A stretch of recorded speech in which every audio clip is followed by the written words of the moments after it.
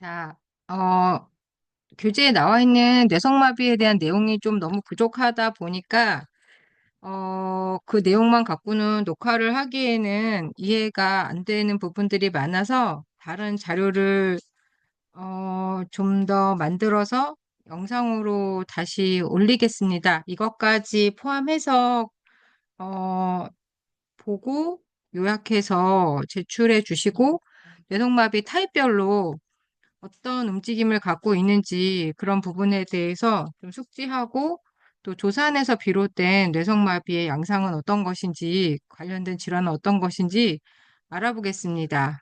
자, 그럼 시작하겠습니다.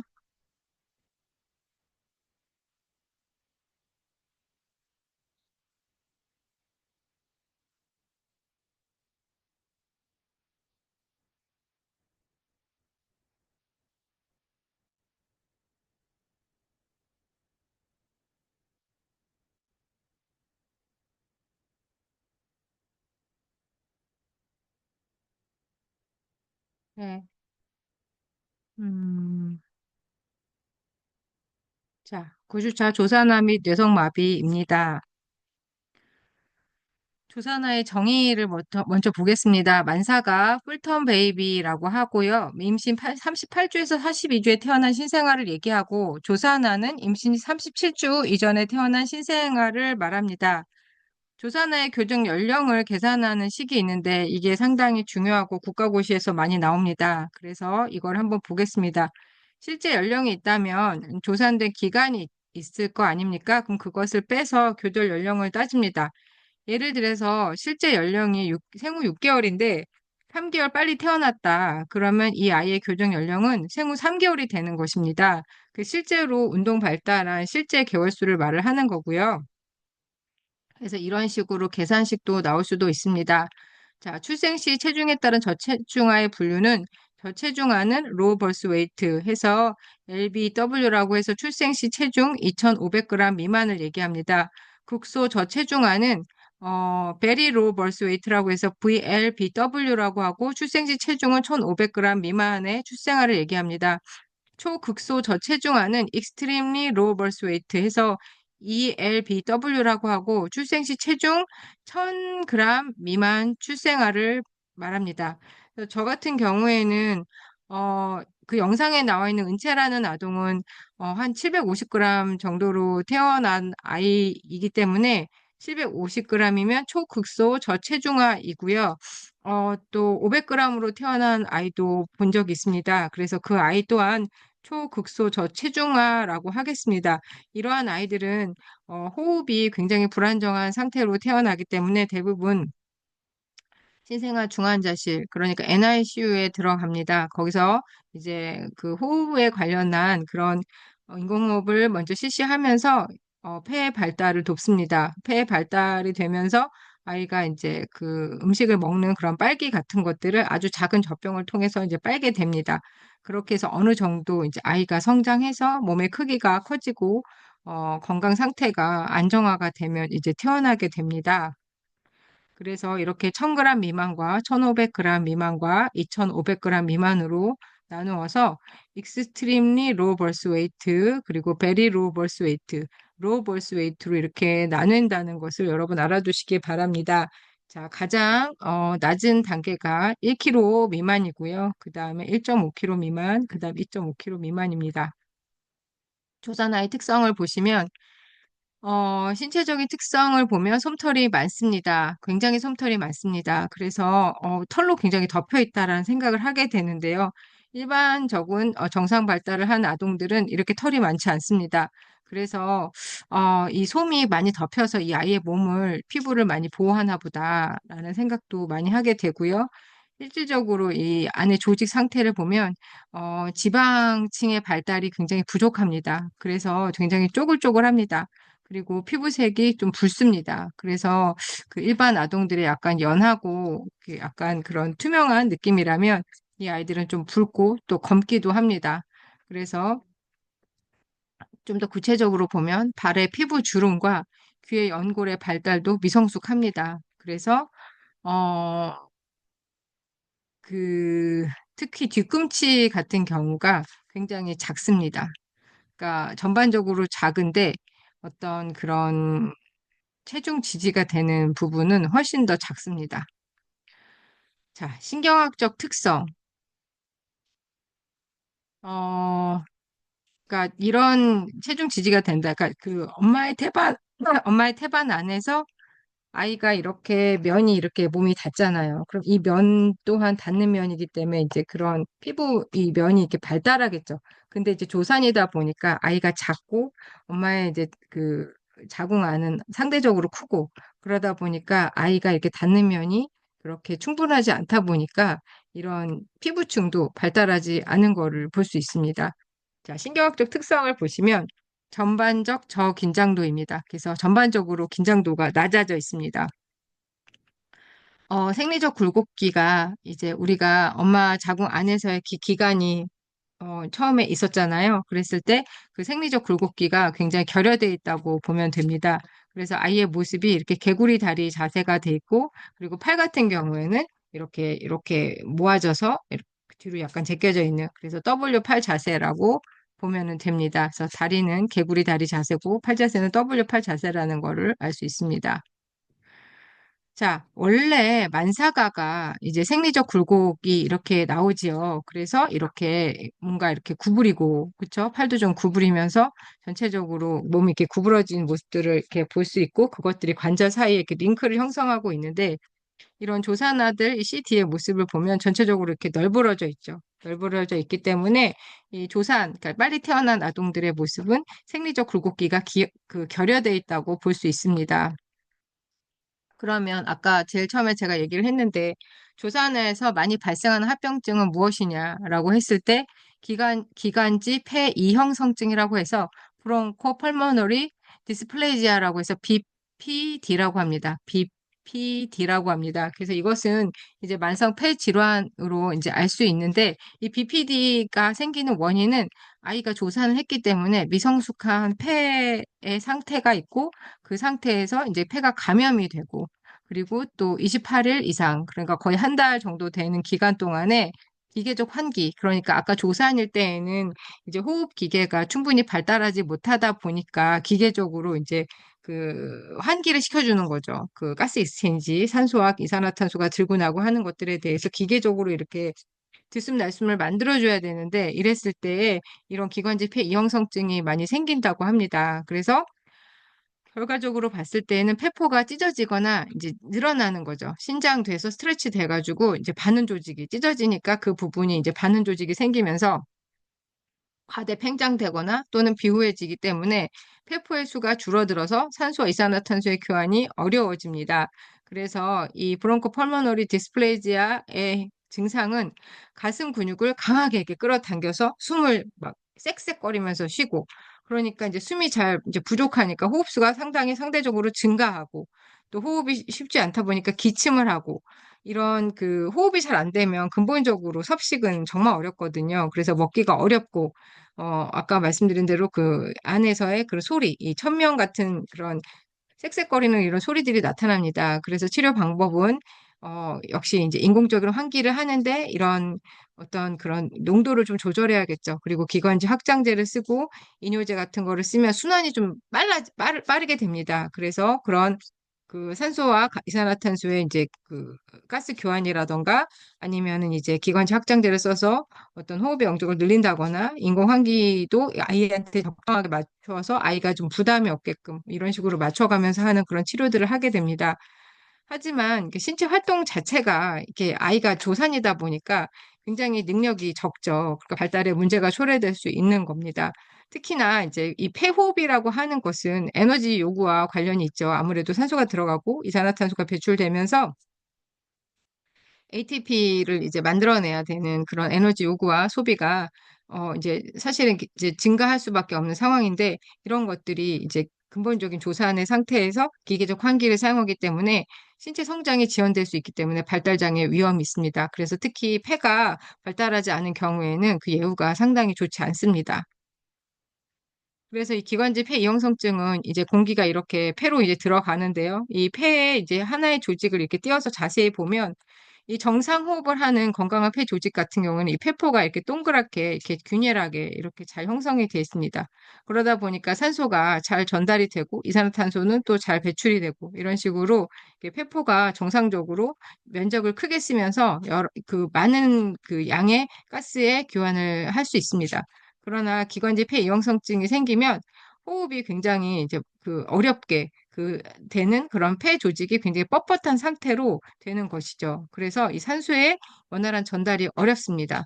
그리고 이 폐포 자체가 이제 원래 만삭이 됐을 때 그때도 제가 말씀을 드렸는데 이제 그 47에 28, 28주를 기점으로 해서 그 이후로는 폐포가 이렇게 확장이 됩니다. 확장이 되면서 이렇게 동그랗게 이렇게 그 꽈리처럼 생기게 되는 거죠. 근데 그 전에는 사실은 이 가스 교환에 대한 아직 그런 필요가 별로 없기 때문에 이렇게 쪼그라져 있습니다. 어차피 엄마의 자궁 안에서 아이는 그 양수 안에서 있기 때문에 산소나 이산화탄소의 가스 교환이 필요하지 않은 것이죠.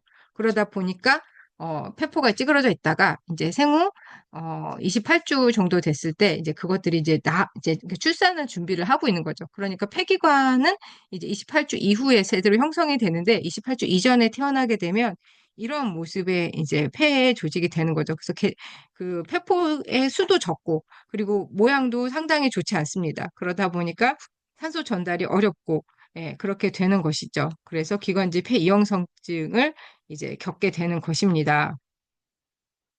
또 하나가 뭐냐면 위식도 역류라고 해서 가스트로 에소파지알 리플룩스라고 돼 있습니다. 그래서 이거는 뭐냐면 윗속의 내용물이 거꾸로 식도 또는 그 위쪽으로 역류하는 것으로 만사가에 비해 조산아에서 발생률이 높습니다.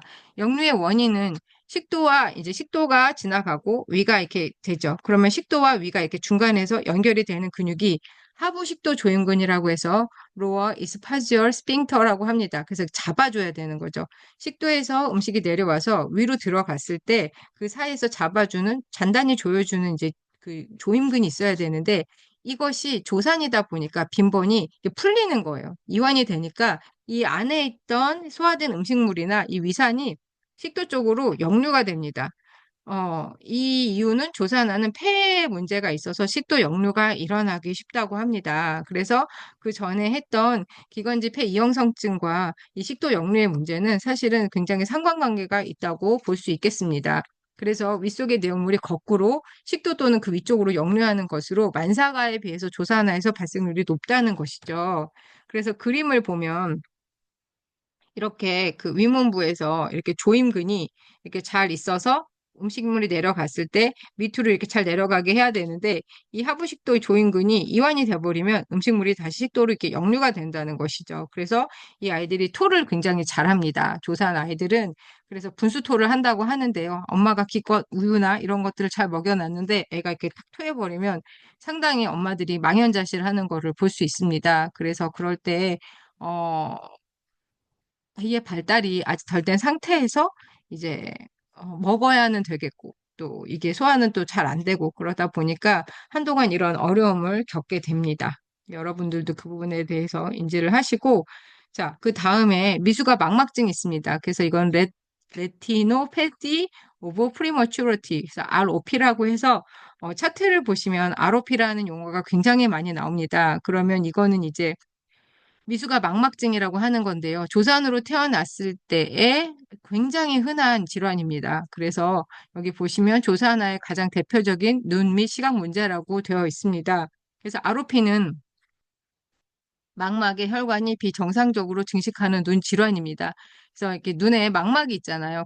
그 망막에 혈관이 비정상적으로 이렇게 많아지는 거죠. 그러면 이제 이 아로피라고 하는 것은 조산 시기에 상관없이 재태 기간 약 37주경에 발생한다고 합니다.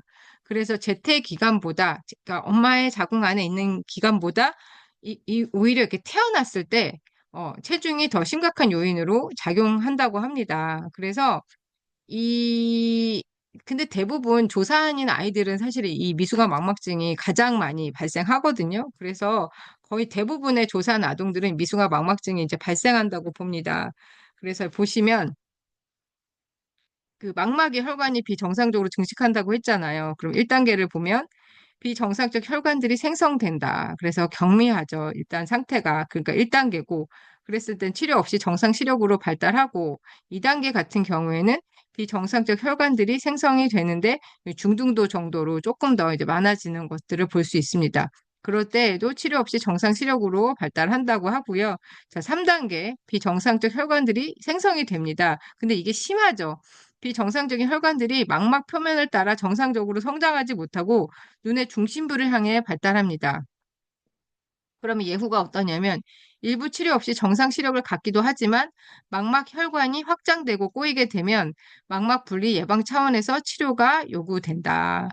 그래서 이제 망막 분리가 될 수 있다는 거죠. 그래서 이제 4단계를 보면 망막 일부가 분리가 됩니다. 그러니까 비정상적으로 발달한 혈관들이 이 망막을 눈의 벽으로부터 이렇게 당겨서 분리를 시키는 거예요. 그래서 이제 5단계를 보면 망막이 완전히 분리가 된다라고 나와 있습니다. 그래서 이 단계에서 치료가 이루어지지 않을 경우 실명을 포함해서 심각한 시각 손상이 발생한다라고 돼 있습니다. 그래서 이 ROP의 치료는 레이저 치료, 할랭요법 이렇게 다 되어 있는데요. 제가 영상에서 봤던 아동도 이 망막이 완전히 분리된 아동이 있었어요. 초반에는 약간은 복원할 수 있다 뭐 이런 식으로 얘기가 됐는데 결국에는 망막이 완전히 분리가 돼서 아이가 시각이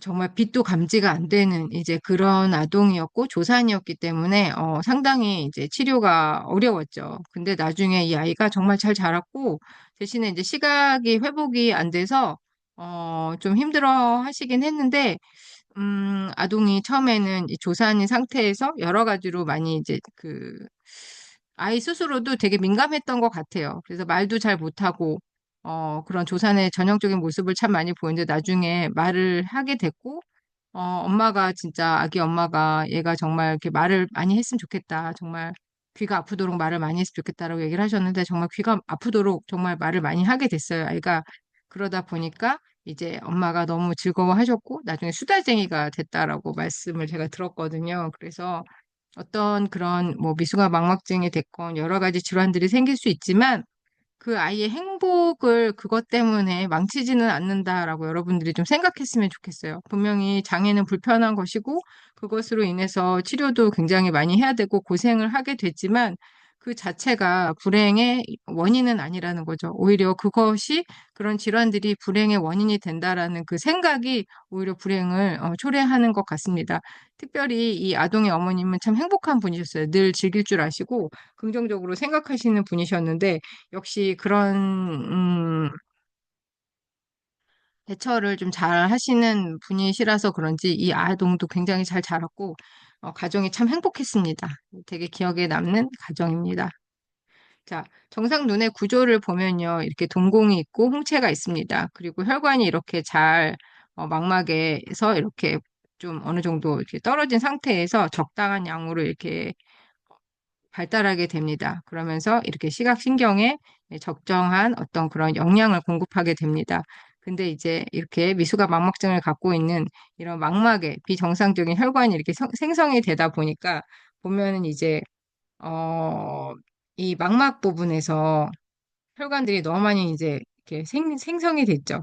그러면 이제 이 붙어 있는 이 안구에 붙어 있는 이 망막이 이렇게 분리가 됩니다. 그래서 실제로 망막에 이제 그 상이 맺히게 되거든요. 그 시상이 맺혀서 거기에 이제 말하자면 필름처럼 그렇게 상에 맺히면서 그 어떤 그런 우리가 식적인 기능들을 하게 되는데 망막판 자체가 분리가 되다 보니까 볼 수가 없게 됩니다. 그래서 과도한 이 혈관의 비정상적인 생성은 오히려 이제 시신경에 이런 시각적 자극을 전달하는데 문제가 발생할 수 있다는 것입니다. 자, 또 하나의 또 문제가 뭐냐면 뇌실 뇌출혈입니다. 그래서 인트라벤트리큘러 헤모리지라고 합니다. 그래서 지난번에 제가 이걸 얘기를 잠깐 했던 것 같은데요. 제가 치료했던 생후 11개월부터 치료했던 그 히포토니아 적인장성 아동이 갖고 있었던 주요한 질환 중에 뇌실 뇌출혈이 있었습니다. 그래서 그러니까 인트라는 안에, 벤트리큘라는 이제 뇌실 안에 헤모리지. 이제 출혈이 생겼다는 거죠. 그래서 이것을 IVH라고 합니다. 그래서 가쪽 뇌실, 양쪽에 이제 가쪽 뇌실이 있잖아요. 그럼 가쪽 뇌실 내 또는 주변에 출혈이 일어난 것, 그래서 그 안이거나 아니면 주변에 출혈이 일어난 것을 뇌실 내 출혈이라고 해서 IVH라고 합니다. 재택 기간 32주 이전에 태어난 조산아에서 가장 빈번히 발생합니다. 그래서 여러분이 이런 걸 항상 기억할 때에는 나누기 4를 하세요. 그러면 48에 32, 그러면 이제 8개월이죠. 8개월 이전에 태어난 조산아한테 가장 빈번히 발생을 한다. 이렇게 보시면 됩니다. 그래서 8개월 이후에 태어나면 어떻다? 뇌실이 좀 안정적이란 얘기죠. 근데 8개월 이전에 태어난 아동들한테 빈번히 발생한다는 것은 8개월 이전에 뇌실은 상당히 불안정하다라고 생각할 수 있는 것입니다. 그래서 전체 조산아의 약 40%에서 발생합니다. 그래서 상당히 많은 수죠. 그래서 이 IVH라는 이 용어를 조산 아동의 차트에서 많이 볼 수 있습니다. 그래서 심한 정도에 따라서 제1, 2, 3 그리고 4단계로 분류를 합니다. 제1, 2단계는 장기적인 신경학적 손상으로 이어질 위험은 높지 않다. 그래서 1, 2단계 정도는 사실은 뇌실내 출혈이 되더라도 재흡수가 많이 됩니다. 그래서 출혈 부위는 남아있지만 그런 피가 흘렀을 때 그런 것들이 다시 흡수가 되기 때문에 그 자체에서 이제 그런 피딱지가 뭐 이렇게 고여가지고 거기서 뭐 이렇게 어떤 그런 괴사나 그런 병변을 만들질 않는데 이 3, 4단계가 됐을 때에는 그 안에서 이제 피가 고이면서 그 안에 이제 괴사를 일으키게 되는 것입니다. 그랬을 때 여기가 뇌실 자체의 뇌 조직 이 안쪽에 뇌실이 있기 때문에 이 출혈이 생겼을 때 이것들로 인해서 뇌성마비나 뇌수종이나 정신지체 등의 신경학적 장애를 가질 수 있는 위험이 상당히 높다는 것이죠. 이 안에 이제 괴사가 일어나기 때문입니다. 그래서 이 출혈이 이렇게 약하면 아니면 조금 더 요 정도 약하면 사실은 그렇게 심각하게 손상으로 이어질 위험은 높지 않다라고 하지만 이렇게 3단계, 4단계 정도 됐을 때에는 이런 뇌성마비, 뇌수종, 정신지체 등 신경학적 장애를 그 장애로 연결되는 위험의 이제 그런 요소가 다분히 이제 크다는 것이죠. 그래서 제가 치료했던 아동이 이 IVH 4단계였습니다. 그러면 사실은 상당히 중증이죠. 그 아이가 이제 태어난 게 이제 재택기간 6개월 하고 한 반 정도 됐었거든요. 그러니까 7개월도 되지 않았고 이제 8개월도 되지 않았으니까 한 8개월로 따지면 6주 정도가 빨리 태어난 거죠. 그래서 상당히 좀 중증이었죠. 자, 그 다음에 또 뇌실주의 백질 연화증이가 있습니다. 그래서 이건 페리벤트리큘라 유커말라시아라고 해서 PVL이라고 합니다. 이것은 이제 뇌실 주위 백질 연화증이라 뇌실 주변에 이제 백질이 연화됐다. 그러니까 말하자면 이제 괴사가 일어났다라는 거죠. 그래서 조산 아에게만 발생하는 뇌 손상입니다. 임시 32주 이전. 자, 아까 8432 해서 8개월 이전이죠. 임신 8개월 이전에 특히 뇌와 신경악교 세포가 손상에 취약한 시기이므로 신경학적 손상을 입을 위험이 아주 높다고 합니다. 그래서 아까 그 뭐야 IVH하고 PVL은 사실 상관관계가 있습니다. 그래서 PVL 같은 경우는 뇌실 주변에 백질 조직으로 혈류 공급이 일시적으로 감소가 되면서 연화, 소프트닝이 일어나고 조직이 괴사하는 것을 말합니다. 그래서 뇌실 주변에 이제 백질이 있는데 그 백질 조직으로 원래는 이제 그 혈관이 이제 통하면서 혈류 공급이 돼야 되는데 그 부분에 이제 어떤 그런 그 혈관이 터지거나 했을 때 어떤 그런 피딱지 같은 것들이 생기고 막히거나 이제 그런 출혈이 생기면서 어떤 다른 조직으로는 혈류 공급이 일시적으로 감소가 되는 거죠. 그렇다게 되면 이제 영양적인 부분에서 혈류 공급이 제대로 안 되기 때문에 그쪽에 이제 그 백질이 제대로 발달해야 되는 시기에 오히려 이제 두부처럼 아예 그냥 그 조직이 망그러지면서 괴사하는 것입니다.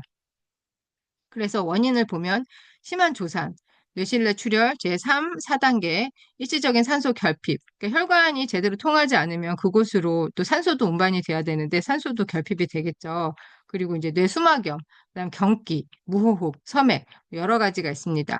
그래서 이 페리벤트리큘러 유컬 말라시아 위험이 있는 조산아는 출생 후 2시간에서 4시간 내에 뇌 초음파를 이제 실시를 해서 지속적인 모니터링을 합니다. 워낙 위험하기 때문에 그래서 이 피부엘이 심할수록 인지미 또는 운동장애가 심각할 수 있다는 거죠.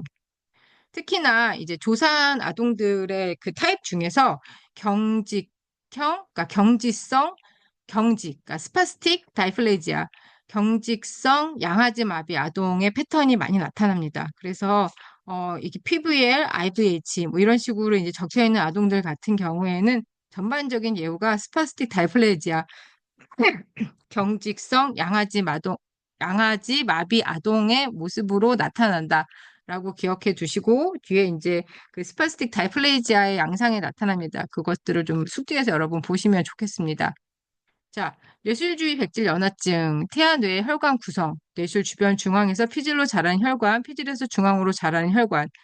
이 태아뇌 같은 경우는 이 뇌실 주변에서 이제 이 피질로 이렇게 자라는, 이렇게 이 바깥 피질로 자라는 이제 혈관이 있고요. 또 이 피질에서 이 중앙으로 이렇게 자라는 혈관들이 있다는 것입니다. 그러면 이제 뇌가 전반적으로 영양 상태가 이제 고르게 되겠죠.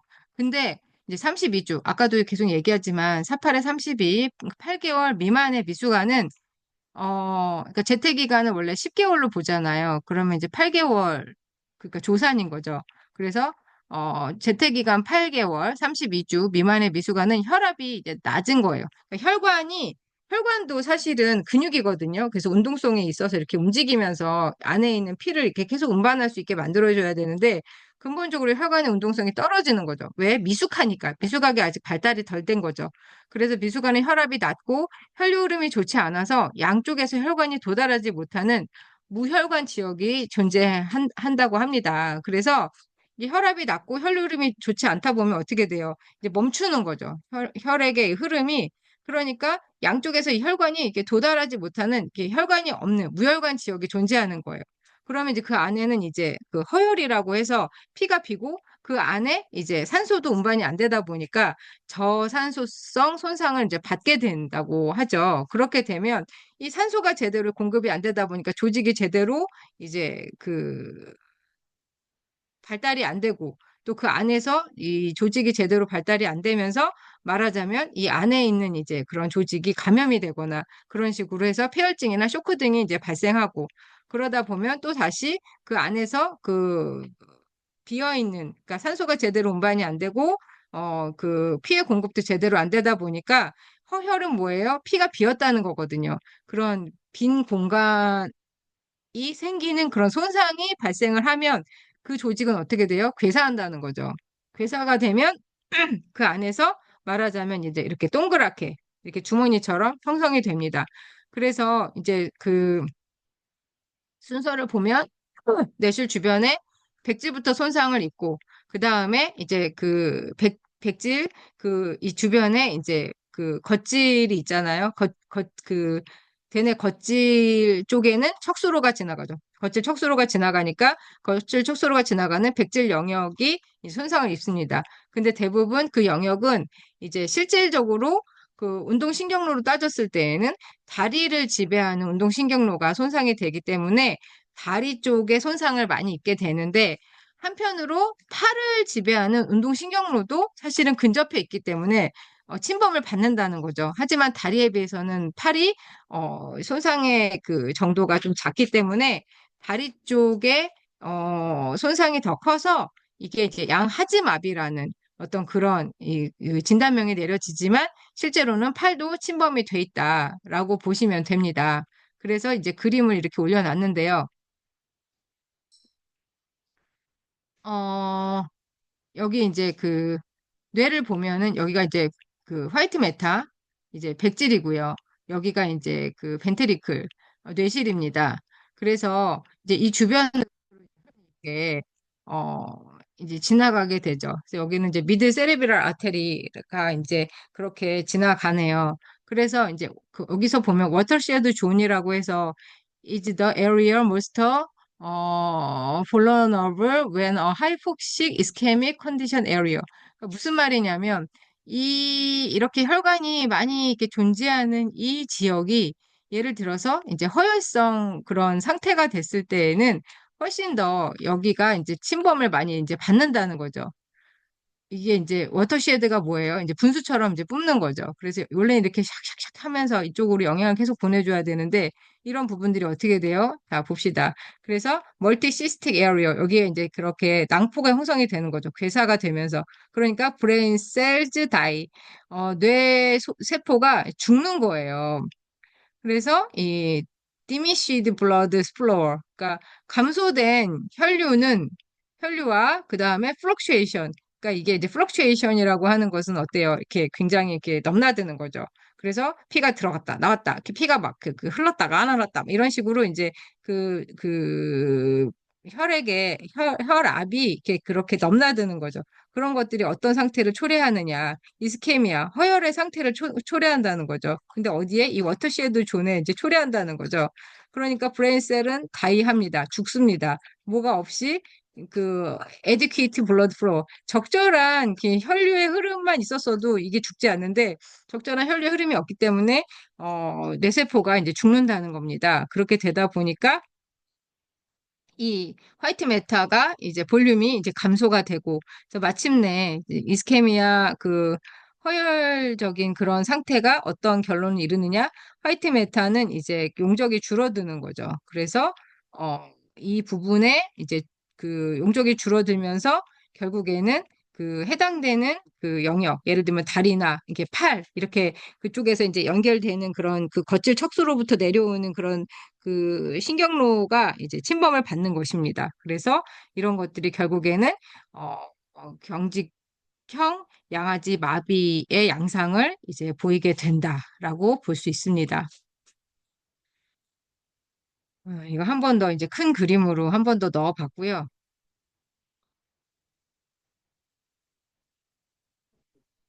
그래서 이제 사실은 아까 기관지 폐 이형성증에 대해서 얘기를 했는데 사실은 그게 발생하는 이유가 이 RDS 때문입니다. 그래서 이 RDS 증후군이라고 하는데요. 보면 호흡 곤란 증후군이라고 해서 Respiratory Distress Syndrome이라고 합니다. 그래서 RDS 이거는 상당히 많이 쓰기 때문에 여러분 잘 기억해 두시고 이거를 또 다른 말로 유리질막증이라고 합니다. 그래서 하이알린 멤브레인 디지즈라고 하는데 이 재택기간 약 35에서 38주경에 호흡에 필요한 충분한 양의 계면 활성제가 분비가 된다고 합니다. 그래서 아까 이제 8개월 따지면 이제 32주잖아요. 그럼 8개월 이후에, 자, 그럼 8, 4, 32, 8, 5, 40. 그쵸? 8, 4, 32, 8, 5, 40. 4로 해야죠. 4, 8에 32, 4, 8에 32, 4, 9, 36. 그러니까 36주를 기준으로 했을 때, 이 36주가 이제 중간에 껴있잖아요. 그러니까 이제 32주를 일단은 크리티컬한 기간으로 잡고 32주 전에 태어나면 문제가 상당히 많고 그 이후에 태어났을 때 어느 시기에 35주에서 38주 이 사이에 이 폐가 호흡할 수 있는 충분한 양의 계면활성제가 분비가 되면 아까 얘기한 것처럼 그 허파 꽈리가 그 폐의 꽈리가 이렇게 동그랗게 되면서 충분히 팽창할 수 있는 거죠. 근데 이런 그 계면활성제가 자연적인 계면활성제가 이렇게 분비가 되면서 동그랗게 형성이 되면서 이 산소와 이산화탄소를 교환할 수 있는 어떤 그런 최적의 상태가 되는데 이 계면활성제가 부족하게 되면 이렇게 숨을 쉬고 이렇게 이렇게 뱉잖아요. 빨고 뱉으면 뱉을 때 폐포가 쪼그라들 거 아니에요. 근데 이 계면활성제가 충분하면은 이렇게 불어도 이 폐포가 팽창된 상태를 유지할 수 있다는 거죠. 근데 이 계면활성제가 부족하니까 내뱉었을 때 폐포가 이 팽창된 상태를 유지할 수가 없는 거예요. 그러면 무기폐, 이 용적이 이대로 유지된 그런 상태가 안 되기 때문에 이걸 무기폐라고 합니다. 그래서 이 무기폐의 상태가 돼버리면 어떻게 돼요? 폐포에서 산소 교환이 일어나지 않아서 급하게 호흡이 이제 곤란해지는 거죠. 그러니까 애가 딱 태어났는데 호흡을 해야 되는데 그렇게 호흡을 해야 되는데 폐포가 자체가 팽창된 상태 유지를 못하니까 이 가스 교환이 잘 일어나지 않으니까 상당히 호흡이 이제 불안정해지면서 이 호흡의 용적이 줄어드는 거죠. 그러니까 아이는 이제 숨을 못 쉬니까 굉장히 어렵죠. 그래서 이렇게 급하게 호흡곤란 증후군이 나타납니다. 그래서 이 RDS 발생률은 조산의 약 20%에서 나타나고 특히나 재택기간이 낮을수록, 그러니까 조산이 빨리 될수록 발생률이 있다는 거죠. 그래서 이제 이런 호흡곤란 증후군을 나타내는 증상은 가슴벽 견축, 리트렉션에서 이렇게 약간 끌어올려지는 위에서만 이렇게 호흡을 하니까 위에서 이렇게 리트렉션이 되고 그 다음에 이제 산소가 제대로 공급이 안 되니까 입술이 이제 청색증, 파래지고 했을 때 어때요? 충분한 이 숨이 안 들어가잖아요. 그러니까 안에서 이제 그르렁 그르렁 하는 거죠. 그러면서 이제 안에서 나름대로의 어떤 그런 염증 같은 게 생기겠죠. 이렇게 약간 거칠고 이렇게 그런 안에서의 매끄럽지 않은 그런 저항이 생기는 그런 소리가 나타나는 것을 이제 그르렁거리는 소리로 이렇게 표현을 했고요. 그 다음에 이제 호흡이 약하다 보니까 콧구멍을 벌렁거리면서 조금이라도 이제 숨을 이렇게 잘 쉬어보려는 그런 모습들도 나타날 것이고, 이제 빈 호흡. 그래서 이제 결국에는 이런 어, 상당히 이제 빨리빨리 숨을 쉬지만 실제로는 이 산소가 제대로 이제 들어가지 못하는 그런 모습들을 볼 수 있습니다. 그래서 치료는 이제 계면활성제, 그러니까 실제로 이제 원래는 자연스럽게 나와야 됐지만 조산이기 때문에 이런 계면활성제가 자연스럽게 안 나왔기 때문에 그것을 대체할 수 있는 대체물을 넣어주고 그 다음에 산소를 이제 보충해 줍니다. 그래서 이 RDS의 잠재적인 합병증은 아까 얘기한 것처럼 RDS가 먼저 발생하고 그 다음에 기관지 폐 이형성증이 오는 거죠. 그러니까 이 호흡곤란 증후군이 생기면서 기관지 폐가 이제 형성이 제대로 안 되고 그렇게 나타나죠. 그러면서 반응성 기도질환. 그러니까 이게 이제 숨이 들고 나고 하면서 어떤 그런 자연스러운 그 다음 단계로 넘어가야 되는데 제대로 숨이 안 쉬어지다 보니까 이제 이 기도 안에서도 문제가 발생하고 그러면서 이제 염증 같은 게 생기면서 천식 같은 것들로 이렇게 이제 그 합병증이 나타나는 거죠. 그래서 이런 RDS의 그 잠재적 합병증은 이 질환을 갖고 있는 아동의 약 15%에서 이런 나머지 기관지 폐 이형성증, 반응성 기도질환, 천식 등으로 심각한 수준의 발달 장애가 나타나는 것이죠. 그래서 아까 제가 그 얘기한 그 11개월에 만났던 아동도 RDS가 먼저 나타나고 그 다음에 이제 그 기관지 폐 이형성증이 나타났습니다. 그래서 상당히 심각한 수준의 이제 발달 장애로 갈 수 있는 요인이 컸죠. 조사나의 발달을 보시면 운동 발달을 비롯해 여러 발달 영역에 걸쳐 장애가 나타나기 쉽다는 거죠. 운동 장애의 범위는 이제 기기, 걷기가 늦게 발달하는 단순 발달 지연이 있고 그러면서 심할 때는 뇌성마비까지 이제 포함을 할 수 있다.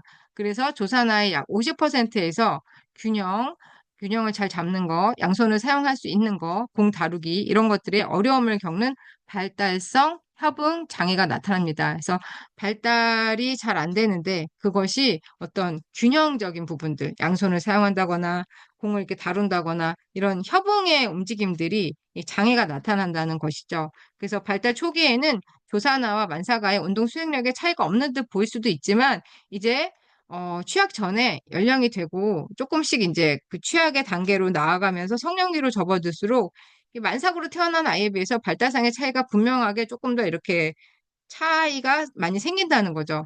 특히나 이제 주의력, 결핍, 과잉 행동 장애 같은 행동 및 감정 장애가 나타날 수 있습니다. 그래서 이거를 ADHD라고 많이들 하죠. 그래서 ADHD가 뭐냐 했을 때 attention deficit hyperactivity disorder. 그러니까 주의가 집중을 했을 때 결핍이 되고 또 상대적으로 이렇게 과한 어떤 행동이 나타나는 거죠.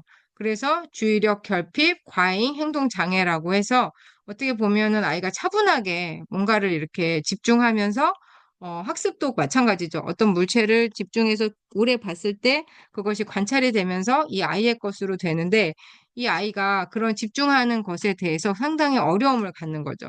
그래서 이 주의력 결핍이 됐을 때 오히려 그것을 보상하기 위한 과잉 행동을 보일 수 있다. 그러면 이런 것들이 뭐냐? 행동 및 감정 장애로 이제 그렇게 분류를 한다는 거죠. 근데 또 하나의 또 영향을 미치는 요소가 뭐냐 했을 때 부모의 사회 경제적 상태가 낮으면 이 조산아의 발달에 굉장히 부정적인 영향을 미치는 것으로 알려져 있다고 합니다. 아무래도 조산아는 여러 가지 이제 그런 케어해야 되는 것들이 상당히 복잡하고 어렵고 그리고 또 어떻게 보면은 상당히 또 약한데 이 부모가 그 사실은 먹고 사는 문제가 너무 쉽지 않으면 이 아이를 돌보기가 쉽지 않은 것이죠. 그래서 이 정말 약하고 열인데 이 아이가 발달하기는 참 쉽지 않겠다라고 생각을 할 수 있겠습니다. 일단은 여기까지 끊고 그 다음 영상으로 진행할게요.